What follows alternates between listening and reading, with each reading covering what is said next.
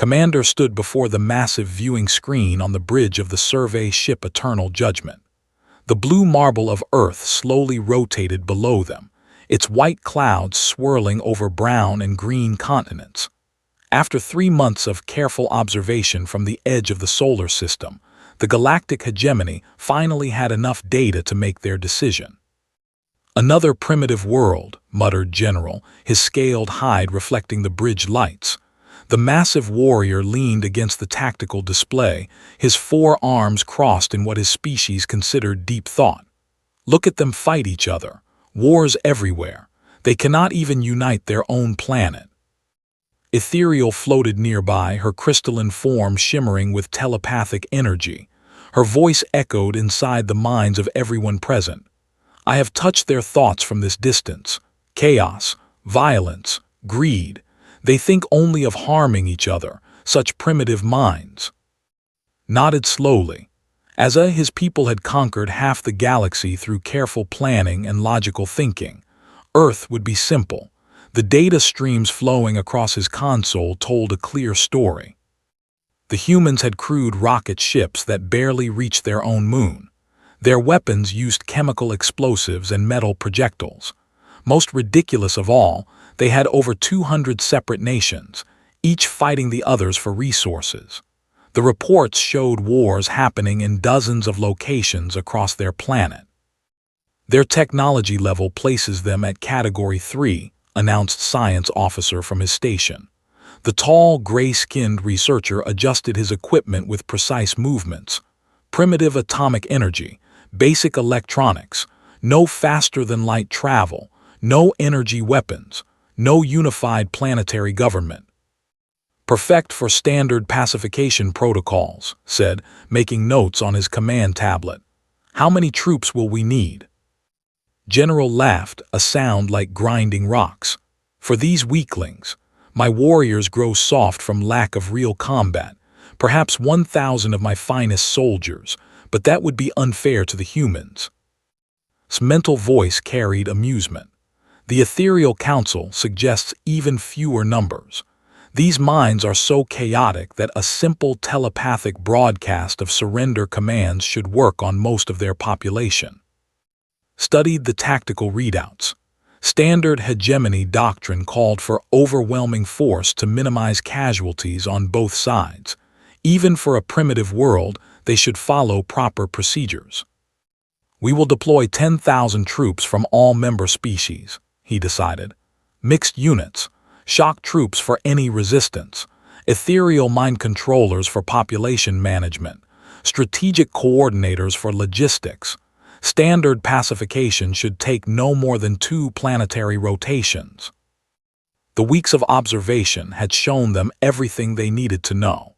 Humans spent most of their energy fighting each other instead of advancing their civilization. Their military forces used wheeled vehicles and flying machines that could barely break the sound barrier. Most of their weapons could not even penetrate basic hegemony personal armor. "Look at this," said, highlighting a section of Earth on the main screen. "They call this area Africa. 7 different wars happening right now. The humans there use weapons that are hundreds of years old by their own standards. And here," General pointed to another region, "they call this Middle East. They have been fighting over the same pieces of land for thousands of their years, never learning, never growing stronger." Watched footage of human soldiers. They moved clumsily in heavy armor, carried weapons that looked primitive compared to hegemony plasma rifles, and seemed to spend more time arguing with each other than fighting their enemies. The psychological profiles painted an even worse picture. Humans were driven by emotions rather than logic. They made decisions based on fear, anger, and something they called hope, rather than calculating the best strategic outcomes. They formed small tribal groups that constantly competed with other human tribes for dominance. "Their leaders change every few years," observed. "No consistency, no long-term planning. They cannot even agree on how to manage their own planet's climate." The environmental data supported this assessment. Earth was warming at dangerous rates because humans could not stop using polluting technologies. They continued destroying their own forests while fighting wars over oil deposits. They had enough nuclear weapons to destroy their planet several times over, yet they kept building more. Fascinating, mused, reviewing biological scans. They are physically weak compared to most sentient species. Small bodies, no natural weapons like claws or thick hide. They need artificial tools for almost everything. Pulled up comparative data. The average human stood about 6 feet tall and weighed less than 200 pounds. A single warrior was 8 feet tall, weighed 500 pounds, and had armor like scales covering their body. Even the peaceful were taller, stronger, and had natural telepathic resistance that humans completely lacked. Their reaction time is slower than ours, General noted with satisfaction. Their eyesight is weak. They cannot see in most light spectrums. They need almost 8 hours of unconsciousness every planetary rotation just to function. The crew spent several more hours reviewing the data. Every piece of information confirmed what they already knew. Humans were a young, primitive species that had barely learned to leave their own planet. They possessed no significant military capabilities, no advanced technology, and no unity that might help them resist a superior force. Most importantly, they had never faced an external threat. All their wars were against other humans. They had no experience fighting alien species with different tactics, different technologies, or different ways of thinking. Began drafting his report to the Hegemony Council. Earth contained useful resources, water, metals, and a population that could be trained for basic labor once they were properly controlled. The planet itself was beautiful and could serve as a colony world for overcrowded hegemony systems. Recommendation, he dictated to his recording device, immediate pacification of Sol 3 designation Earth. Estimated resistance level, minimal. Recommended force deployment, standard category 3 protocols. Expected duration, 14 standard days maximum. He looked out at the blue planet one more time before ordering the ship to return to hegemony space. Soon, this world would join the thousands of others under their control. The humans would learn to accept their place in the galactic order, just like every other primitive species they had encountered. Behind him, Earth continued its ancient rotation, unaware that its fate had been decided by beings who thought they understood everything there was to know about humanity. The hegemony fleet dropped out of faster-than-light travel at the edge of Earth's solar system 6 months after the initial survey. 50 warships materialized in perfect formation, their dark hulls bristling with weapons that could level mountains. Admiral watched from the flagship's command center as his forces moved toward the small blue world. Begin Phase 1, he commanded. All ships to designated positions above major population centers. Across Earth, morning skies suddenly filled with impossible shadows. Massive alien ships, each one larger than any building humans had ever constructed, appeared over New York, London, Beijing, Moscow, and dozens of other cities. The ships hung motionless in the air, their presence felt by every human being on the planet. Admiral activated the Universal Translator and began broadcasting to every communication device on Earth. His message was simple and direct. People of Earth, you are now under the protection of the galactic hegemony. Your governments will surrender immediately. Any resistance will be met with appropriate force. You have 12 of your hours to comply. The response came faster than expected, but not in the way the hegemony had predicted. Within minutes, every major government on Earth was attempting to contact the alien ships. Diplomats, generals, and world leaders flooded every radio frequency with messages offering to negotiate. Some begged for mercy. Others demanded explanations. A few brave voices tried to sound threatening. But alongside the official responses came something else entirely. In Tokyo, A group of teenagers used amateur radio equipment to hack into the alien communication frequency and began playing what they called death metal music at maximum volume. Computer programmers launched a coordinated cyber attack against what they thought might be alien computer systems. In rural Montana, farmers started taking potshots at the massive ships with hunting rifles. "Sir," reported Communications Officer Rhyme, "we are receiving over 40,000 different responses from the planet's surface. Most are requests for negotiation, but some are unusual." Admiral reviewed the incoming data streams on his command screen. Most of it appeared to be what they had predicted: panic, surrender attempts, and pleas for mercy. But scattered throughout were responses that made no tactical sense. Human military forces were not standing down as expected. Instead, they were mobilizing. Air forces around the planet were scrambling every available aircraft, despite the obvious futility of using primitive jets against advanced alien technology. Naval fleets were leaving port and taking defensive positions. Army units were moving toward major cities rather than retreating to safe distances. Phase 2, the Admiral ordered when the 12-hour deadline passed with no official surrender. Demonstrate our technological superiority, disable their military installations. The demonstration went exactly as planned. Hegemony ships used electromagnetic pulse weapons to shut down power grids around the world. Military bases found their equipment mysteriously failing. Communications networks went dark.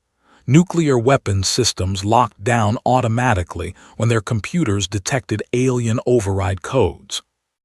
Within 6 hours, every major military installation on Earth was effectively neutralized. Admiral smiled with satisfaction as he reviewed the reports. Now the humans would understand their helpless position. Begin Phase 3. Deploy ground forces to major population centers. Transport ships descended from the main fleet, carrying 10,000 of the hegemony's finest soldiers. Shock troops in powered armor that could stop tank shells. Ethereal mind controllers who could pacify entire crowds with a thought. Tactical specialists with weapons that fired coherent energy beams. The first landing site was Central Park in New York City. The transport ship settled onto the grass with perfect precision, its landing thrusters barely scorching the earth. General himself led the first unit down the ramp, expecting to find crowds of terrified humans waiting for instructions. Instead, he found an empty park. "Where are they?" demanded Lieutenant, his energy rifle scanning the area for threats. The city around them looked abandoned. Buildings that should have contained millions of people appeared dark and empty. Streets that satellite surveillance had shown packed with vehicles and pedestrians just hours before now contained only scattered debris. "Spread out," General ordered. "Search the buildings, find the humans." His troops moved through the city in standard formation, checking each structure methodically. But something was wrong. The humans had not simply fled in panic as every other species had done. They had organized a complete evacuation in just a few hours. More troubling, they had left behind unpleasant surprises. The first patrol triggered an improvised explosive device in a subway tunnel. The explosion was not powerful enough to seriously injure soldiers in advanced armor, but it revealed that the humans had somehow predicted exactly where the troops would search first.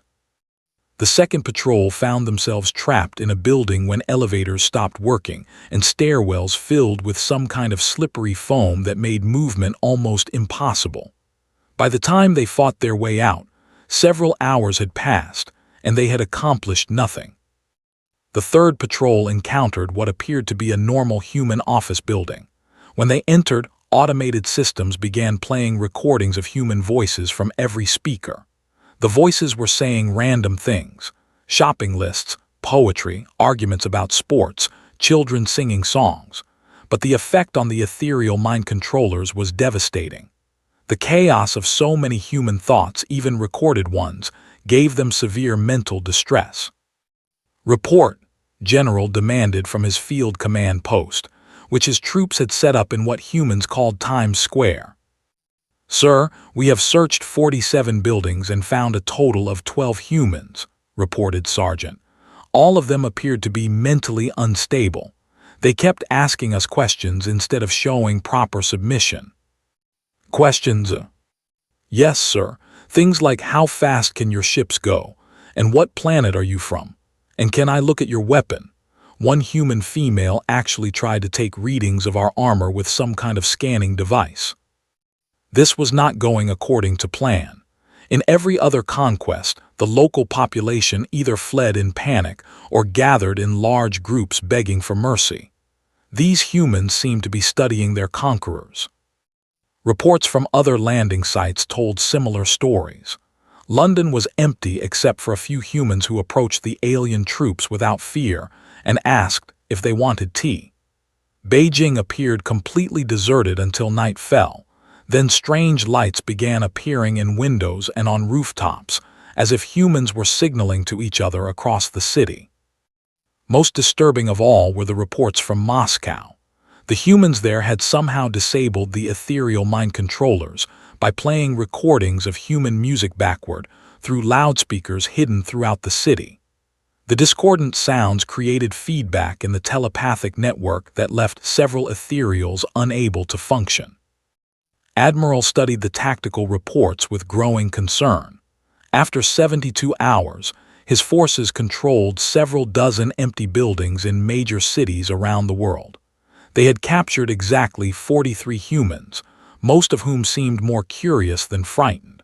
The vast majority of Earth's population had simply vanished. "Sir," reported his intelligence officer, "satellite scans show massive movement of human populations toward rural areas, underground facilities, and mountainous regions. They appear to be implementing some kind of dispersal strategy." "Dispersal strategies require advanced planning," Admiral said slowly. "They should not have been able to organize anything coherent in the time we gave them." "There is something else, sir. We are detecting unusual electromagnetic signatures from multiple locations around the planet. The humans appear to be building something." 3 months after the invasion began, Admiral stared at casualty reports that should have been impossible. His forces had lost over 300 soldiers, had 6 transport ships damaged beyond repair, and controlled less territory than when they first landed. The humans were fighting back, and they were getting better at it every day. "Explain to me again how primitive bipeds destroyed an entire patrol," he demanded during the morning briefing. General's scaled face showed deep embarrassment. "They used improvised explosives combined with what our intelligence officers believe are modified construction vehicles. The humans somehow attached our own energy weapons to their crude machines." "Our weapons? How did they get our weapons?" "From the soldiers they killed last week, sir." The war that was supposed to end in 2 weeks had become a grinding nightmare. Humans did not fight like any other species the hegemony had encountered. They did not use standard tactics. They did not follow logical strategy. Instead, they did things that made no sense until they worked. Lieutenant had learned this the hard way. His squad had been patrolling what humans called downtown Seattle when they encountered what appeared to be a group of civilian humans standing in the middle of a street. The humans were holding signs with writing on them and shouting phrases that the translators identified as complaints about government policy. Standard procedure called for dispersing civilian gatherings using non-lethal force, but when ordered the humans to move, they had simply sat down on the ground and refused to leave. His ethereal mind controller tried to project thoughts of submission, but the humans began singing something they called protest songs, and the chaotic emotional energy made telepathic control impossible. While his squad stood confused, wondering how to handle humans who would not flee but also would not fight, other humans had appeared on rooftops around them.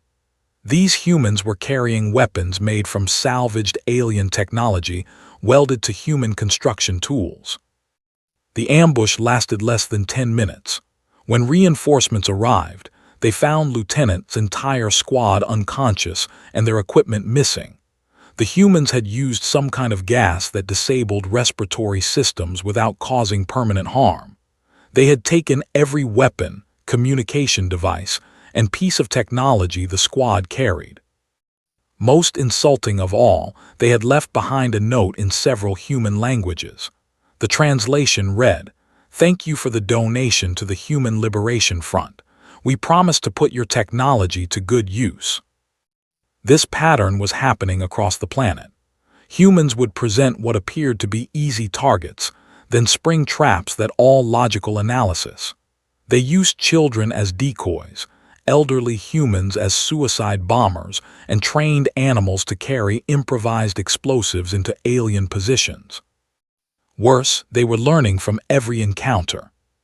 "Show me the footage from the Chicago incident," Admiral ordered. The recording showed a hegemony patrol moving through what appeared to be an abandoned human shopping complex. Suddenly, all the lights went out. When night vision equipment activated, the soldiers found themselves surrounded by humans wearing crude armor made from metal sheets and plastic containers. The humans attacked using weapons that should not have worked. They had somehow modified their projectile weapons to fire energy charges. They used mirrors to redirect hegemony laser beams back at their targets. Most impossible of all, they had built electromagnetic shields out of salvaged electronics that could actually deflect energy weapons. The patrol had been forced to retreat, leaving behind 2 more damaged vehicles and several wounded soldiers. "How are they advancing so quickly?" Admiral asked his science officer. Checked his data tablets nervously. "Sir, we believe the humans are engaging in what they call reverse engineering. They are taking apart our technology and figuring out how it works." "That should be impossible. Their technology level is centuries behind ours." "Yes, sir, but they are not trying to understand the theory behind our devices. They are simply copying what works and combining it with their own technology in ways we never considered." The reports proved this disturbing trend. Humans had taken hegemony energy weapons and attached them to their wheeled vehicles, creating mobile artillery that could strike alien positions from long range. They had modified their aircraft with salvaged units, allowing their primitive jets to hover and change direction in ways that confused alien targeting systems. Most dangerous of all, they had begun using their global communication network to share information instantly across their planet. Every successful human tactic was known by resistance groups worldwide within hours. "Sir," reported the communications officer, "we are detecting new electromagnetic signatures from Earth's moon." Admiral felt his blood chill. The moon? How could humans reach their moon during a planetary occupation? "Unknown, sir, but the energy readings match those of a small spacecraft using modified hegemony propulsion technology." The tactical display showed the devastating truth. While hegemony forces had been struggling to control major cities on Earth, humans had somehow managed to launch missions to their moon using hybrid technology. Satellite surveillance showed what appeared to be a small human base under construction on the lunar surface. "They are using our own technology against us," General said grimly, "but they are improving it." This was the most disturbing development yet. Other species conquered by the hegemony had either surrendered immediately or fought using their existing technology until they were overwhelmed. None had ever adapted alien technology so quickly or used it so creatively. The humans seemed to treat reverse engineering as some kind of competitive game. They would capture hegemony equipment, take it apart, figure out how it worked, then build better versions using human manufacturing techniques. "Sir, incoming message from the fleet," announced the communications officer. "Admiral reports that human spacecraft have attacked 2 of our supply ships in the outer solar system." Admiral stared at the message in disbelief. Human spacecraft should not exist. The crude rockets he had observed during the initial survey could barely reach Earth orbit. Yet somehow, humans were now operating ships capable of faster-than-light travel. "How many ships?" he asked. "The report mentions at least 12 small craft, sir. They appear to be built using a combination of human engineering and salvaged hegemony technology. Admiral describes them as crude but effective." Casualties: 2 supply ships disabled, 1 transport ship boarded and captured. Estimated crew losses: 437 personnel. The number hit Admiral like a physical blow. In 3 months of fighting, humans had gone from throwing rocks at alien ships to capturing hegemony vessels in space. They had created a space navy from nothing but salvaged equipment and determination. "Sir," the intelligence officer spoke up hesitantly, "there is something else. We have been monitoring human communications, and we believe they are coordinating with other species." "What other species?" "The intercepted messages reference something they call the Liberation Alliance. It appears that humans have been broadcasting technical information to other worlds in the hegemony, including detailed instructions for building hybrid weapons and spacecraft." Admiral felt the situation spiraling completely out of control. This was no longer a simple pacification mission. The humans were actively encouraging rebellion across the entire galaxy. "Get me a secure channel to Hegemony Command," he ordered. "We need reinforcements, all of them." As he waited for the connection to be established, Admiral looked out at Earth through the command center's viewing screen. The planet that had seemed so small and helpless 6 months ago now appeared to be radiating danger. Human ships moved between Earth and its moon like busy insects. Energy signatures indicated major construction projects happening across the planet's surface. The humans were not just fighting for their own survival. They were building something bigger, something that would threaten the entire galactic order. And they were doing it with technology they had stolen from their would-be conquerors. 18 months after the invasion began, Admiral received the message that confirmed his worst fears. The Hegemony Council was recalling him to face charges of incompetence and gross strategic failure. "Sir, incoming transmission from Earth," announced his communications officer, her voice tight with stress. "The humans are requesting our surrender." Admiral almost laughed. 6 months ago, the idea of primitives demanding the surrender of the galaxy's most powerful military force would have been absurd. Now, looking at the tactical displays showing human ships throughout the solar system, it seemed almost reasonable. "Put them through," he said wearily. The main screen flickered, then showed the face of a human female wearing what appeared to be a military uniform. Behind her, Admiral could see what looked like the bridge of a starship, but the technology was unlike anything in hegemony databases. "This is Admiral Sarah of the Earth Liberation Fleet," the human said in perfect galactic standard. "I am speaking to you from the bridge of the ENS Defiance, currently holding position 1,000 kilometers from your flagship." Admiral quickly checked his sensors. The human was telling the truth. A ship roughly the size of a hegemony cruiser was indeed holding position within weapons range of his command vessel. His tactical officers had somehow failed to detect its approach. "How did you?" he began. "Stealth technology," Admiral interrupted. "We've improved on your cloaking systems, among other things." She leaned forward in her command chair. "Admiral, you have exactly 1 hour to begin withdrawing your forces from Earth orbit. After that, we will consider your fleet to be hostile combatants." "You cannot be serious," Admiral said.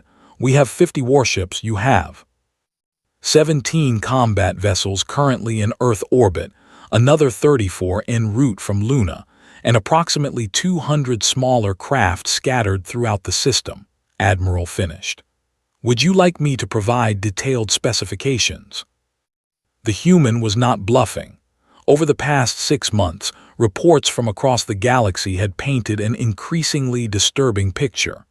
The Earth problem had metastasized into something much worse.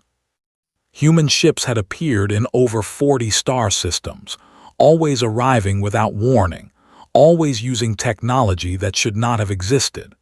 They carried supplies, weapons, and technical information to species that had been under hegemony control for centuries. More troubling, they carried human military advisors. The humans seemed to have an almost supernatural ability to understand the weaknesses of other species. They knew exactly which psychological pressure points would motivate rebellion, which technologies would be most effective for each species' physiology, and which tactics would work best against hegemony forces. "The Empire has declared independence," Admiral said, partly to himself. 300 systems, gone." Admiral nodded. "They are natural warriors. They just needed better weapons and someone to teach them advanced tactics. Turns out they're quite good at asymmetric warfare once they understand the concept."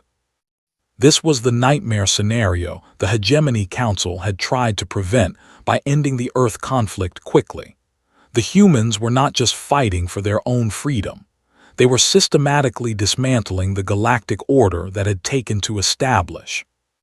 "The Ethereals have withdrawn to their home system," Admiral continued conversationally. "Apparently, human minds are so chaotic that extended telepathic contact with us causes permanent psychological damage to their species. Who knew?" Admiral had read those reports.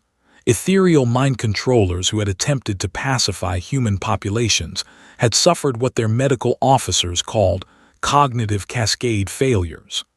The sheer unpredictability of human thought patterns had overwhelmed telepathic minds evolved for order and logic. Worse, humans had somehow weaponized this effect. They had developed what they called mental static generators that could broadcast chaotic human brain patterns across wide areas. Any ethereal within range would be incapacitated within minutes. "Your hour is now 57 minutes, Admiral said helpfully. Admiral looked at his tactical displays one more time.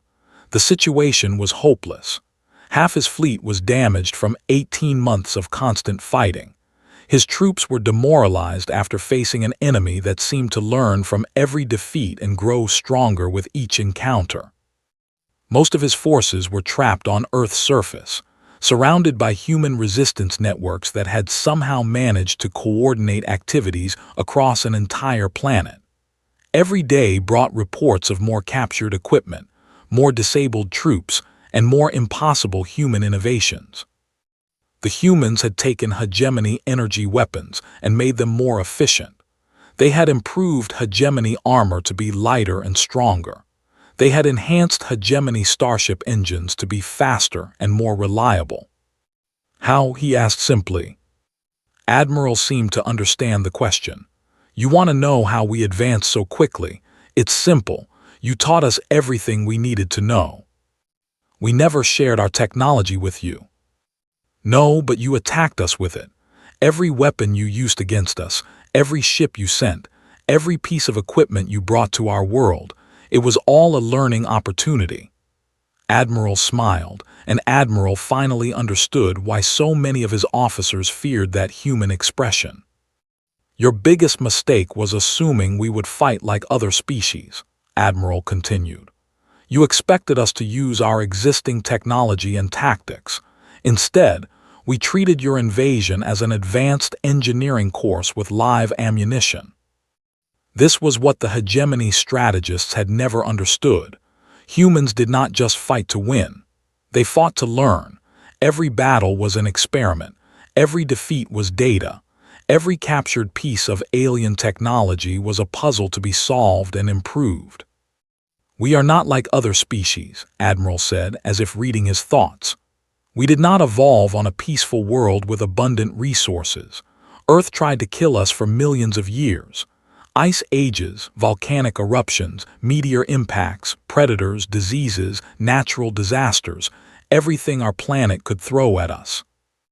Admiral had read the geological surveys of Earth. The planet's history was indeed violent by galactic standards. We learned to adapt or die, Admiral continued.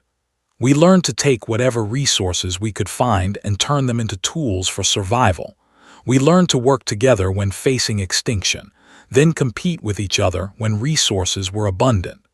Most importantly, we learned that the best way to survive is to become better than whatever is trying to kill you.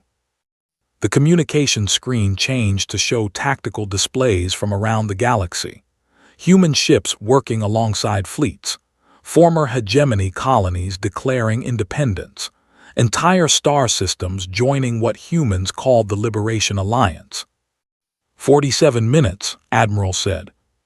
What do you want? Admiral asked.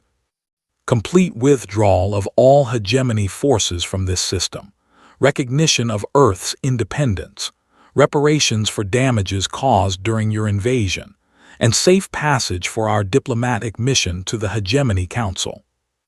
Diplomatic mission. We have several proposals for restructuring galactic government. We think the member species might be interested in alternatives to the current system. Admiral's smile widened. We've learned so much about political science during our little war. We have some fascinating ideas about democracy, individual rights, and species self-determination. Admiral realized that the humans were not just militarily defeating the hegemony. They were preparing to replace it entirely. The Council will never agree to your terms, he said. Then they will discover what happens when you declare war on a species that considers war to be just another form of education, Admiral replied. We have learned everything we need to know from fighting you. Now we are ready to teach the rest of the galaxy what we have learned. Admiral looked at his command crew. Every face showed the same resignation he felt. They had come to conquer a primitive world, and instead had awakened something that threatened the foundations of galactic civilization. Begin fleet withdrawal, he ordered quietly. All ships prepare to leave Earth orbit. Wise choice, Admiral said. Admiral, you and your people fought honorably. Under different circumstances, we might have been friends. The transmission ended, leaving Admiral alone with the knowledge that he had just participated in the beginning of the end of the galactic hegemony. 2 years after the invasion began, former Admiral stood in the ruins of the Hegemony Council chambers on Prime. The massive crystal dome that had once housed the galaxy's most powerful government now lay shattered, its pieces scattered across the marble floor like broken dreams. He was no longer an admiral. The hegemony no longer existed, and the galaxy would never be the same. Amazing how quickly things changed, said a familiar voice behind him. Turned to see Admiral Sarah approaching through the rubble, still wearing the blue uniform of the Earth Liberation Fleet. Behind her walked representatives from dozens of species, many of whom had been under hegemony control for centuries. Admiral said with a respectful nod, I did not expect to see you here. Wanted to see the old place before the demolition crews arrive, replied, looking around at the destruction.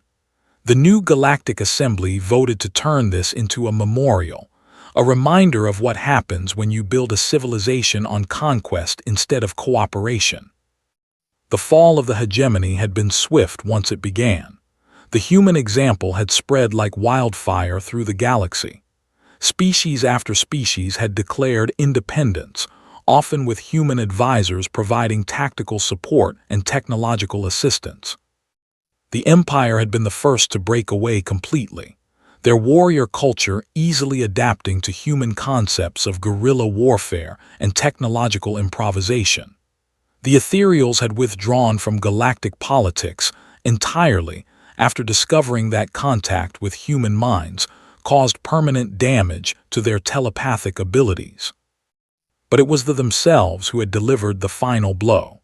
The species that prided itself on logical thinking and strategic planning had simply calculated the odds and surrendered. Their mathematical models showed that continued resistance would result in the complete destruction of galactic civilization. The irony is beautiful, continued, walking to where the great viewing window had once showed the stars. You conquered half the galaxy through superior technology and strategic planning, but when you encountered a species that could turn your own advantages against you, everything collapsed. Knew she was right. The hegemony's greatest strength had become its greatest weakness.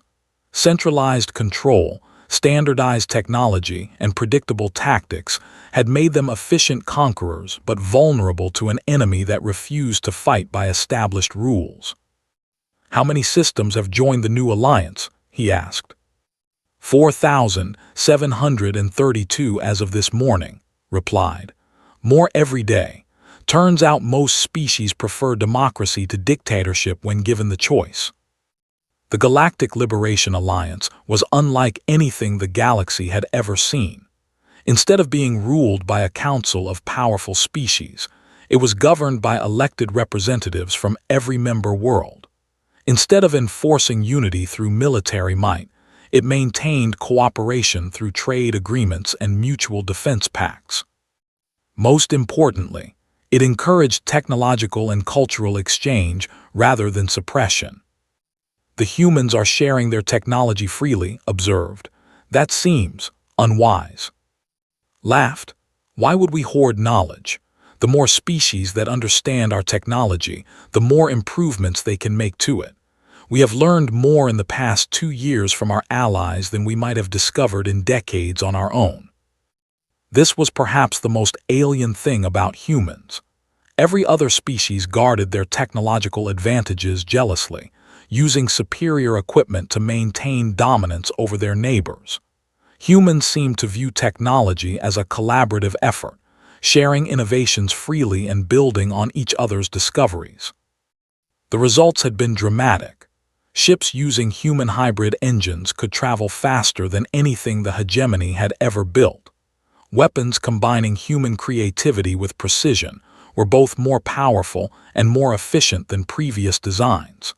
Medical technology developed through human ethereal cooperation had eliminated diseases that had plagued the galaxy for. "What happens to us?" asked. He represented one of the few thousand who had not returned to there when the government collapsed. "That depends," said. "What do you want to do?" The question surprised him. In hegemony society, individuals were assigned roles based on species characteristics and government needs. The idea of personal choice in career and lifestyle was foreign to most galactic cultures. "I was a military officer," said. "Strategic planning and fleet coordination were my specialties." "The Alliance is always looking for experienced officers," replied. "Especially ones who understand how the old system worked. We need people who can help transition former hegemony worlds into democratic societies." "You would trust me after everything?" "Considered this seriously. You followed orders in a war that your government started. When you realized the war was unwinnable, you had the wisdom to surrender rather than waste more lives. Those sound like good qualities for an officer in a peacekeeping force." This was another strange human characteristic. They seemed able to separate individual actions from government policies, judging people by their personal choices rather than their species or former affiliations. "There is something I need to tell you," said. "The invasion of Earth was my idea. I wrote the report that classified humans as Category 3 primitives. I recommended the force levels and tactical approaches that led to this disaster." Was quiet for a long moment. "You made decisions based on incomplete information and false assumptions. The question is, what have you learned?" "I learned that intelligence gathering means nothing if you do not understand what you are looking at," said slowly. "We observed human conflict and saw weakness. We should have seen adaptation and strength. We saw diversity and chaos. We should have seen flexibility and innovation. Most importantly," added, "you learned that every species has value and deserves respect. That is the foundation of everything we are trying to build." Around them, work crews representing dozens of different species were carefully removing the debris from the council chambers. But they were not just cleaning up destruction. They were preserving pieces of hegemony architecture and technology for the Memorial Museum. "We are not erasing the past," explained, seeing his confusion. "The hegemony lasted for thousands of years and achieved many impressive things, but it was built on the idea that some species were naturally superior to others. We want future generations to understand both the achievements and the failures." A young human in work clothes approached them, carrying what appeared to be a piece of the Great Crystal Dome. "Admiral, we found something you might want to see." The crystal fragment contained preserved data from the old Council archives, activated a portable scanner, and projected the information into the air above them. It was a recording from the original discussion about invading Earth. Watched himself arguing for quick action against a primitive species that posed no threat to galactic security. "Strange to watch your own mistakes from the outside," he said. "Everyone makes mistakes," replied. "The trick is learning from them. This recording will be part of the memorial exhibit. Future leaders will be able to see exactly how dangerous assumptions and prejudice can be." As they walked through the ruins, other species representatives approached them. An engineer wanted to discuss improvements to Alliance ship designs. A former Ethereal Council member sought advice on dealing with telepathic trauma. A group of young beings from species that had been under hegemony control for centuries asked questions about democratic institutions. Each conversation showed how much the galaxy had changed. Species that had been enemies were now working together on joint projects. Technologies that had been restricted to military use were being adapted for exploration and scientific research. Ideas that had been suppressed under the old order were flourishing in the new democratic environment. "The irony is complete," said as they reached the edge of the ruins. "The hegemony tried to prevent galactic chaos by controlling everything. Instead, they created the very chaos they feared by suppressing natural innovation and cooperation." Looked back at the destroyed council chambers one last time. "What will you call this place in your memorial?" "The Hall of Lessons," replied, with displays explaining how the greatest military force in galactic history was defeated not by superior technology or overwhelming numbers, but by their own assumptions about what makes a species dangerous. She paused at the entrance to her transport ship. "Want a ride? We are heading to the new assembly station at Neutral Point. The representatives are voting on the next wave of exploration missions." Exploration. Beyond the galaxy's edge. There are other civilizations out there, and we want to meet them as friends rather than conquerors. We figure it is better to introduce ourselves peacefully before someone else decides to pacify them. As their ship lifted off from the ruins of Prime, realized that humans had not just defeated the galactic hegemony. They had replaced it with something better. They had taken the chaos of war and turned it into the foundation of a more perfect galactic order. The species that had been underestimated as primitive and violent had become the teachers of a new age. And the galaxy was finally free to discover what it could accomplish when every species was valued, every innovation was shared, and every world had a voice in its own destiny. Behind them, the broken crystal dome caught the light of setting sun, casting rainbow fragments across the memorial site where future generations would learn the most important lesson in galactic history. Never underestimate a species that has learned to turn their greatest weaknesses into their greatest strengths.